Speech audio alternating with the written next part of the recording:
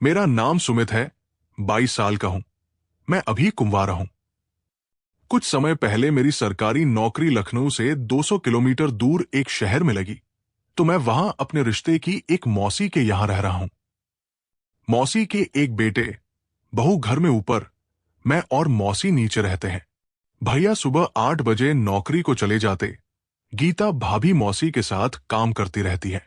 लड़कियों को देखना, ये सब और लड़कों की तरह मैं भी करता हूं। मैंने किसी औरत या लड़की को स्पर्श नहीं किया था। ऊपर वाली गीता भाभी से एक दो बार मेरी हल्की फुल्की बात हुई थी, लेकिन मैंने कभी उन्हें गलत नजर से नहीं देखा था। मेरे वहां जाने के 15 से 20 दिन बाद घर की पानी की मोटर खराब हो गई। पानी ऊपर नहीं चढ़ रहा था। उस दिन मेरी छुट्टी थी। भैया घर पर नहीं थे। मौसी बाजार गई हुई थी। मैं घर में अकेला था। कुछ देर बाद भाभी नीचे आई और मुझे देखकर मुस्कुराते हुए बोली, सुमित, तुम्हें नहाना हो तो नहा लो। अगर मैं एक बार नहाने लगी तो पूरा 1 घंटा लगेगा। मैंने कहा, मेरी तो आज छुट्टी है, मैं तो आराम से नहा लूंगा। लेकिन आपको लगता नहीं कि 1 घंटा बहुत ज्यादा होता है? भाभी बोली, पूरा शरीर को अच्छे से साफ करके नहाती हूं, तभी तो इतनी साफ सुथरी हूं। मैं कुछ बोलता, भाभी मेरे सामने सामान्य ज्ञान की किताब झुककर देखने लगी और बोली, सुमित, ये किताब मुझे दे देना। मैं बीएड की तैयारी कर रही हूं, उसमें काम आएगी। उसके बाद भाभी बाथरूम में चली गई। बाथरूम में झांक कर देख सकते थे, पर मुझ में देखने की हिम्मत ही नहीं हुई। आधे घंटे के बाद भाभी की आवाज आई, सुमित, बाहर कोई है तो नहीं? मैं बोला, नहीं, मेरे अलावा कोई नहीं है। भाभी बोली, तुम जरा इधर तो आओ। मैं बाथरूम के पास पहुंचा और बोला, क्या बात है? भाभी ने बाथरूम का दरवाजा थोड़ा सा खोला और मुस्कुराते हुए बोली, तुमसे बातें करने के चक्कर में मैं कपड़े लाना ही भूल गई। भाभी अपने एक हाथ से खिड़की पर रखी चाबी उठाने लगी। चाबी उनके हाथों से फिसल गई। वो झुककर चाबी उठाने लगी। मैं एक टक भाभी को देखने लगा। भाभी बोली, इनको बाद में देख लेना, अभी तुम ये चाबी लो और जल्दी से ऊपर जाकर मेरे कपड़े ले आओ, पलंग पर रखे हैं। ऊपर जाकर मैं भाभी के कपड़े ले आया। मैंने भाभी को कपड़े दे दिए। तभी दरवाजे की घंटी बजी और मौसी की आवाज आई। भाभी खुद को सही करते हुए ऊपर भागी और बोली, कल ऊपर आना, अच्छी तरह से बातें करेंगे। अभी चलती हूं, बुढ़िया ने देख लिया तो घर से निकाल देगी। और इशारा करते हुए वो ऊपर भाग गई। रात भर भाभी को याद करता रहा। बार बार भाभी मेरी आंखों के सामने आ रहे थे। अगले दिन मौसी जब नहाने जा रही थी, तभी भाभी की आवाज आई, मम्मी जी, आप और सुमित ऊपर आ जाओ, मैंने इडली बनाई है। मौसी मुझसे बोली, सुमित, तू ऊपर जाकर इडली खा ले, मैं जल्दी से नहा कर आती हूं। भाभी ऊपर खड़ी सब सुन रही थी। मैं ऊपर चला गया। भाभी मुझसे बोली, चलो आज देवर जी ऊपर तो आए, पहले चाय बनाती हूं। भाभी चाय बनाने लगी। आज मेरी नजर बदली हुई थी। भाभी में मैं एक औरत देख रहा था। भाभी ने चाय में दूध डालने के बाद मुड़कर मुझे देखा और मुस्कुराते हुए कहा, कुछ चाहिए क्या? मैं बोला, मौसी आ जाएंगी। भाभी दरवाजे के पास गई और दरवाजा बंद कर दिया। बुरा सा मुंह बनाते हुए बोली, बुढ़िया आधे घंटे से पहले नहीं आने वाली।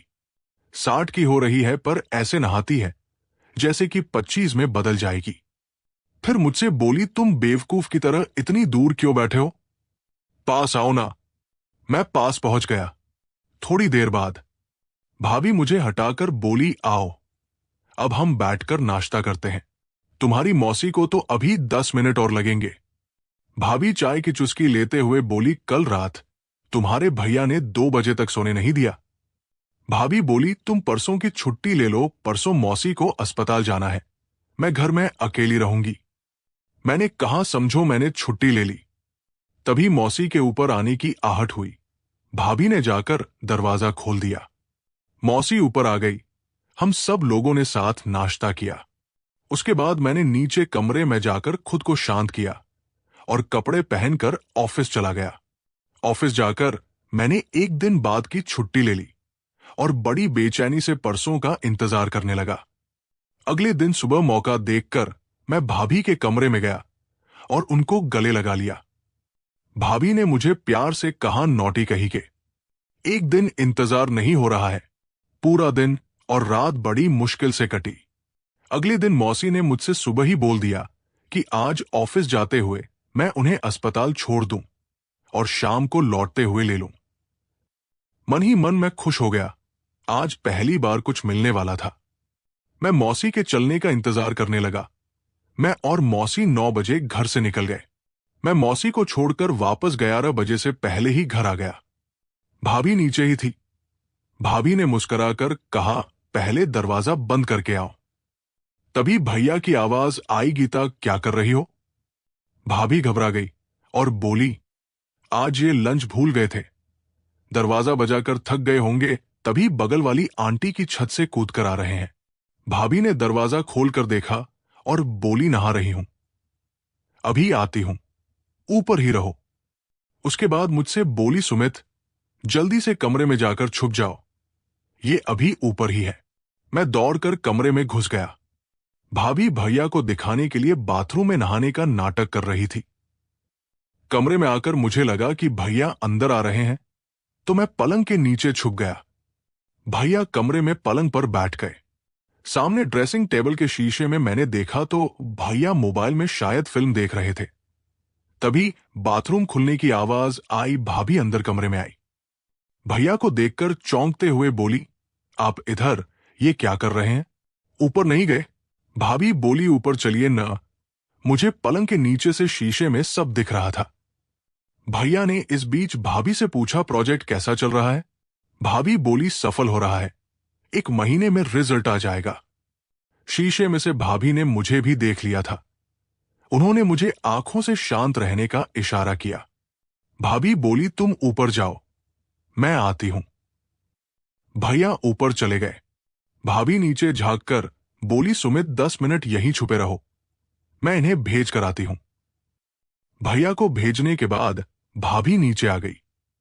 उन्होंने दरवाजा बंद करके मुझे गले लगाकर बोली, बाल बाल बचे, वरना भगवान जाने क्या होता। भाभी बोली, पहले खाना खा लेते हैं, अब पूरी दोपहर मेरी और तुम्हारी है। भाभी ने खाने से पहले मुझे एक गोली और कैप्सूल दिया और बोली, इसे खा लो, ये तो रोज सुबह शाम खाते हैं फिर हीरो बनते हैं। तुमने देखा कैसे हरकत कर रहे थे। मैंने भाभी से पूछा, ये प्रोजेक्ट क्या है? भाभी बोली, ये आपस की बात है। आधे घंटे बाद भाभी और मैंने खाना खाया। इसके बाद भाभी मुझे ऊपर अपने कमरे में ले गई। कमरे में आने से पहले हमने सब जगह के दरवाजे बंद हैं या नहीं, ये चेक कर लिया था। थोड़ी देर बाद भाभी बोली, कहीं बाहर चलकर घूम कर आते हैं, यहां तो मौका भी कम मिलेगा और हमेशा डर भी लगा रहेगा। अगले संडे मेरा भी एड का एग्जाम है, लखनऊ चलते हैं। सासू मां की बहन मधु के यहां रुकेंगे।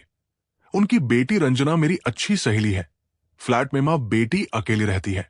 मधु मौसी आजकल तीर्थ यात्रा पर गई हुई है, वहां रहने करने में मजा आ जाएगा। मौका मिले तो रंजना को भी मिल लेना। समय का पता ही नहीं चला और 6 बज गए तभी हमें घंटी की आवाज सुनाई दी। मैंने दरवाजा खोला तो मौसी थी। मुझसे बोली, पड़ोस का रमेश आ रहा था, उसके साथ आ गई। चल तेरी दौड़ बची, ये गीता तो ऊपर पढ़ रही होगी, बड़ी कामचोर है, दिन भर पढ़ने का नाटक करती है। मौसी ने आवाज देकर गीता भाभी को नीचे बुला लिया और पूछा, ये तेरी पढ़ाई कब पूरी होगी? भाभी बोली, मम्मी जी, अगले संडे को एग्जाम लखनऊ में है, उसके बाद पढ़ाई खत्म। मौसी बोली, पंकज तो पूना जा रहा है, तू लखनऊ कैसे जाएगी? भाभी बोली, आप सुमित को मेरे साथ सैटरडे को लखनऊ भेज दो। मौसी मुझे देखकर बोली, क्यों सुमित जाएगा इसके साथ? मैंने कहा, आप कहोगी तो चला जाऊंगा। मौसी बोली, ठीक है चला जा, तुम दोनों रंजना के यहां रुक जाना, आजकल अकेली है, मधु तो तीर्थ यात्रा पर गई हुई है। गीता और रंजना की पट्टी भी अच्छी है। मेरी और भाभी की खुशी का ठिकाना नहीं रहा। भाभी बोली, हम रंजना के यहां रुक जाएंगे और सोमवार को वापस आ जाएंगे। शाम को मुझे अकेला देखकर भाभी बोली, तैयार रहना, एग्जाम तो मेरा है लेकिन पास तुम्हें होना है। तभी दूर से आती हुई मौसी को देखकर तेजी से बाथरूम में घुस गया। 2 दिन बाद शनिवार भी आ गया। हम दोनों जाने को तैयार हो गए। भाभी और मैंने शनिवार को 4 बजे घर से निकलने का प्रोग्राम रखा।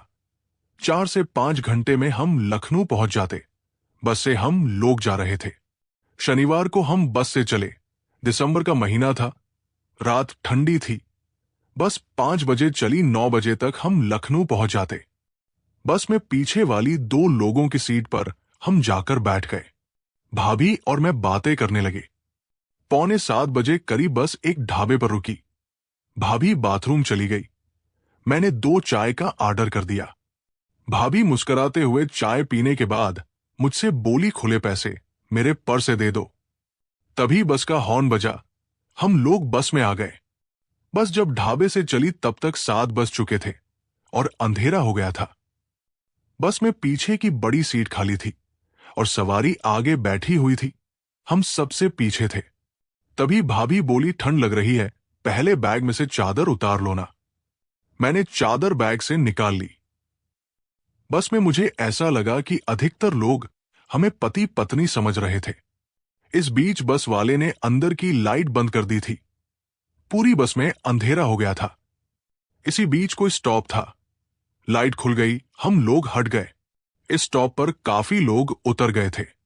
इसके बाद हमारे आगे वाली 2 तरफ की सीटों पर बैठे लोग आगे सीटों पर चले गए। अब हमारे चारों तरफ खाली था। लखनऊ आने में अभी 1 घंटा था। लाइट दोबारा बंद हो गई। हम लोग बगल में खाली पड़ी 3 लोगों की सीट पर आ गए। थोड़ी देर बाद हमारा स्टॉप आ गया था। भाभी और मैंने ऑटो कर लिया। पूरे रास्ते हम पति पत्नी की तरह बैठे थे। 10 बजे हम रंजना के घर थे। वो घर में अकेली थी। रंजना 22 से 23 साल की लड़की थी। थोड़ी सांवली थी लेकिन सुंदर थी। भाभी को देखकर वो उनसे गले लग गई और बोली, तुमसे मिलकर बहुत अच्छा लग रहा है। अंदर घुसते ही भाभी ने रंजना की तरफ देखते हुए कहा, सुमित, ये मेरी पक्की सहेली है, हम साथ साथ पढ़े हैं। रंजना से भाभी बोली, ये मेरा देवर सुमित है, इससे शर्माने की कोई जरूरत नहीं। पूरे रास्ते हम खाते पीते आ रहे हैं। कहानी जारी रहेगी।